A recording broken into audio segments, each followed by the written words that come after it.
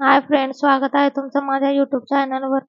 पहिल्या पार्टमध्ये मी तुम्हाला ब्लाऊजची कटिंग आणि स्टिचिंग दाखवली होती. फ्रंट पार्ट आणि बॅक पार्ट कसं जॉईन करायचं ते दाखवलं होतं. या व्हिडिओमध्ये मी तुम्हाला पूर्ण ब्लाऊज स्टिच करून दाखवणार आहे. आय पट्टी आणि हुक पट्टी कशी जॉईन करायची हे मी तुम्हाला दाखवते आहे. बघा, आपल्या मापाचं जे पहिलं ब्लाऊज असतं त्याचा आपण गळा मोजून घेणार आहोत. किती इंचचा आहे? हा 6 इंचचा गळा येत आहे. तर मी एवढा गळा कट करून घेणार आहे. खालून वरती मोजला आहे 6 इंच आणि शोल्डर असे जॉईन करून घ्यायचे. आपल्याला पूर्ण ब्लाऊजला फिनिशिंग दिल्यानंतर शोल्डर जॉईन करणार आहोत आपण. मागच्या गळ्याची कटिंग केली होती तेव्हा हे अस्तरचं फॅब्रिक निघालं होतं. त्याच्यामध्ये आपण आता एक लहान पट्टी आणि एक मोठी पट्टी असं काढून घेणार आहोत. लहान पट्टी ही हुक लावण्यासाठी असते आणि मोठी पट्टी ही आय करण्यासाठी असते. मापाचं जे ब्लाऊज होतं ते घेऊन घेतलेलं आहे आणि 6 इंचच्या या मार्किंगवर गळ्याला आकार देऊन दिला आहे.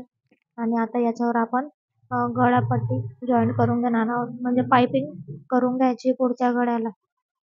हे बघा, जेवढा भाग आपण मार्क केला आहे तेवढा असं गोल आकारामध्ये कट करून घ्यायचा आहे. पुढच्या गळ्याला तुम्ही वेगळी डिझाईनमध्ये पण कट करून गळा तयार करू शकता. मी गोल गळा तयार करणार आहे म्हणून गोल कटिंग करून घेते. अशा प्रकारे साईडचा एक्स्ट्रा फॅब्रिक कट करून घेत आहे. पुढच्या कड्याला पाइपिंग करण्यासाठी एक लहान अशी पट्टी कट करून घेतली आणि आता ती वरच्या साईडने ठेवून जॉईन करून घेणार आहे. गळ्याला गोल आकार देणार आहे. व्हिडिओमध्ये बघू शकता तुम्ही कशा प्रकारे पाइपिंग जॉईन करतात ते व्हिडिओमध्ये मी दाखवलं आहे. त्याला पलटवून आपण मधलं जे एक्स्ट्रा फॅब्रिक असतं ते मधल्या साईडने स्ट्रेच करून करून असं एकदम लाईनवर शिलाई द्यायची आहे, जेणेकरून पाइपिंग अशी परफेक्ट बसते. एक पट्टी ही कटोरीच्या साईडने लावायची आहे आणि दुसरी पट्टी ही शोल्डरच्या साईडने लावायची आहे, तेव्हाच पाइपिंग परफेक्ट बसते.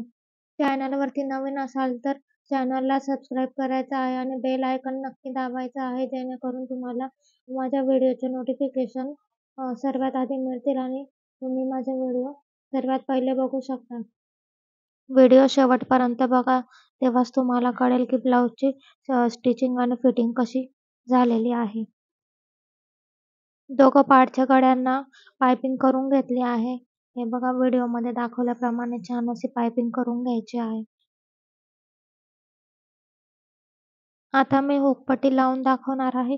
जी लहान पट्टी असते ती हुकपट्टी असते आणि तिला वरच्या साईडने ठेवून खालच्या साईडने दाबावे लागते, म्हणून पहिले वरच्या साईडने त्याला स्टिच करून घेतले आहे. कटोरीच्या साईडने हुकपट्टी लावायची आणि तिला वरच्या साईडने पण शिलाई द्यायची. नंतर ती पट्टी पलटवून घ्यायची. ती मध्ये दाबली जाते ती पट्टी. हे बघा, कटोरीवरती येते ती पट्टी. इथं हुक लावतो आपण, याला हुकपट्टी असं म्हणतात.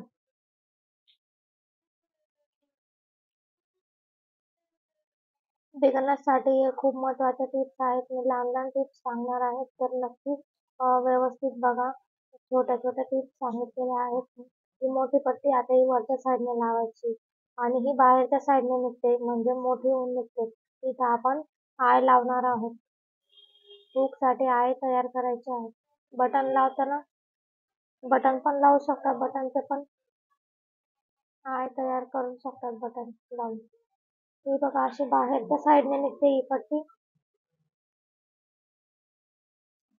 दोन्ही पट्ट्या जॉईन करून झाल्या आहे. एक्स्ट्राची एक शिलाई मारून टाकली आहे. आता इथं आपण आय करून घेणार आहोत. मार्किंग करून घ्यायची. हे 5 हुकसाठी आय बनवत आहे. मशीनवरच आय तयार करून दाखवणार आहे मी तुम्हाला. क्रॉसमध्ये शिलाई टाकून आपण आय तयार करून घेणार आहोत. हे बघा, मी दाखवते तुम्हाला व्हिडिओमध्ये. नीट लक्ष देऊन बघा, जेणेकरून तुम्हाला कोणत्याच गोष्टीचा प्रॉब्लेम येणार नाही आणि तुमचा ब्लाऊज हे परफेक्ट बसेल. नंतर हे जे ट्रायंगल केलेले आहेत ना, तिथून आपल्याला नंतर तेवढी शिलाई उसवून घ्यायची. त्याच्यामध्ये आपण हुक टाकू शकतो.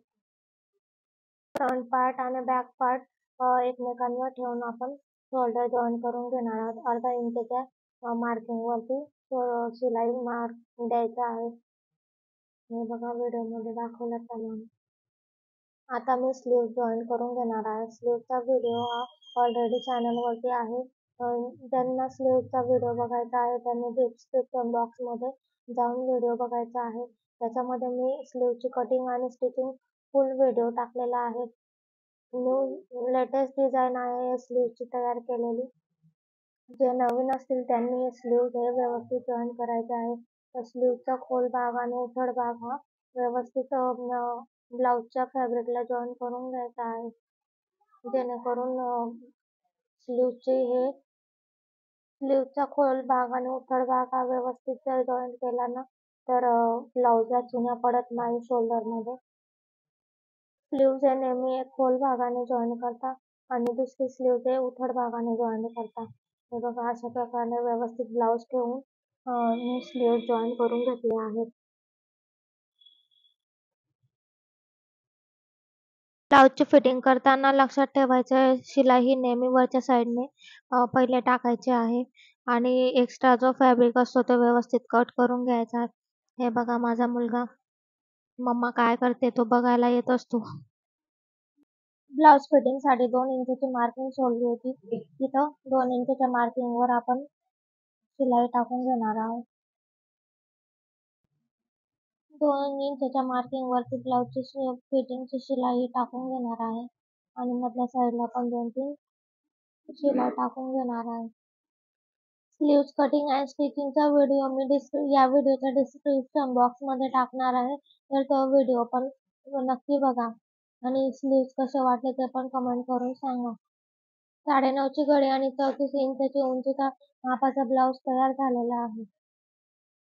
कसं वाटलं ब्लाऊज कमेंट करून नक्की सांगा आणि चॅनलला सबस्क्राईब करायला विसरू नका. Thanks for watching.